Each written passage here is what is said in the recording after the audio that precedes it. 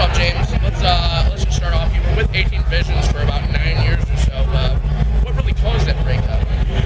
Man, I think the band just kind of ran its course. It started off as an underground metal hardcore band. Expanded and tried out a bunch of different similar music throughout the years.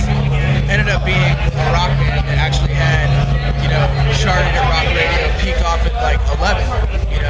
So we had some success there, but again, man, I think just being in a band for so long, we were on a major label, Epic, things just didn't really go our way. We had a lot of clash of ideas with the label. They didn't.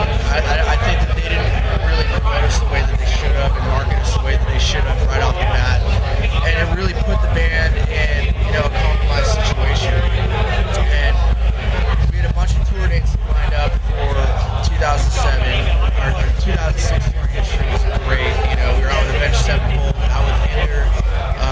We did a lot of really great stuff over here, big summer festivals, similar to Rock on the Range, not Rock on the Range. I don't know if they had that going on yet, but similar to something like this. We did a ton of big ones. We had everything going in our direction, and then all of a sudden, the attitude just really shifted on the band. A couple of guys were just like, I don't want to tour anymore. Musically they wanted to do something different. They started, a couple of guys started an industrial rock band.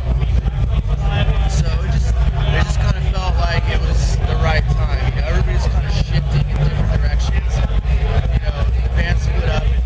Right before the band split up, I kind of was able to put this together and put this opportunity together right before we played our last two shows in April of 2007. So, I started working on the record in May of 2007, about a couple weeks after the band broke up. And is that when you put Bird and Halo together?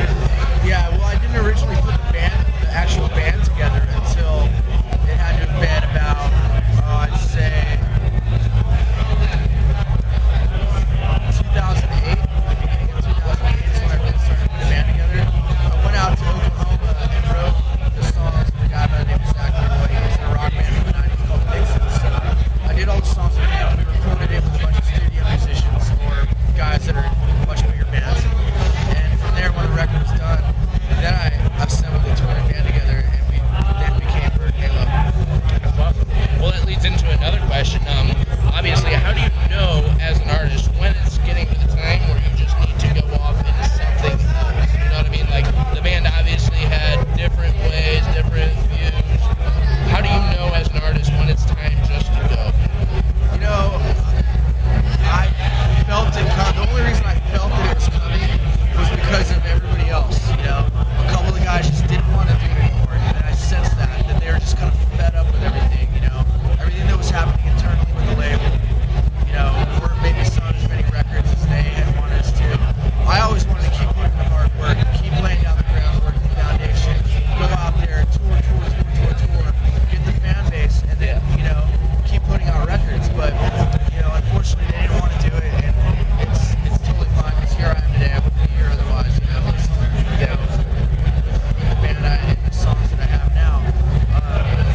But I think, man, you can kind of feel when it's run its course or when it's not, when things just aren't working.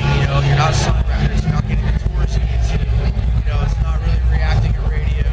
You don't have a lot of momentum. You don't have a lot of support from the label. I think those are the telltale signs of like, hey, maybe it's time to move on and try something else. Good point. Yeah, definitely. All right. So obviously we haven't had the privilege of interviewing Avenged Sevenfold yet. What's it like? What was it like? Working with Sinister Gates on songs and whatnot. What's it like? Working with other people that are a little bit bigger, going to help you get out there. I mean, is it exciting? Is it just like, is it okay because you know them or whatnot, or is it just amazing? It's going to help you. How was that?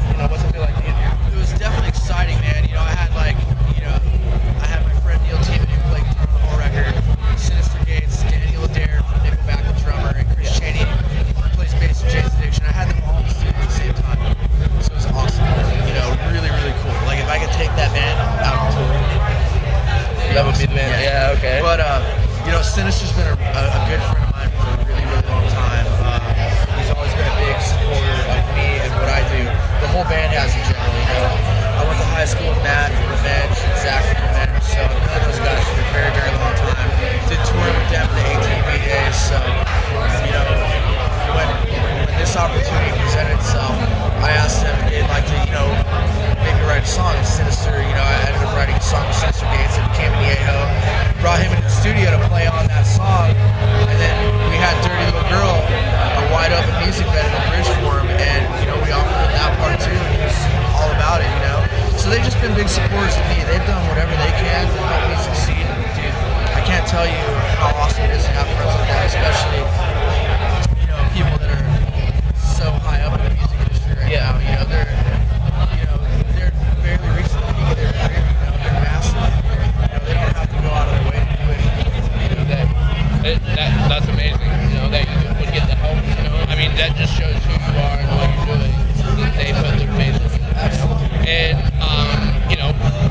Another question here: how has your response been for the new self-titled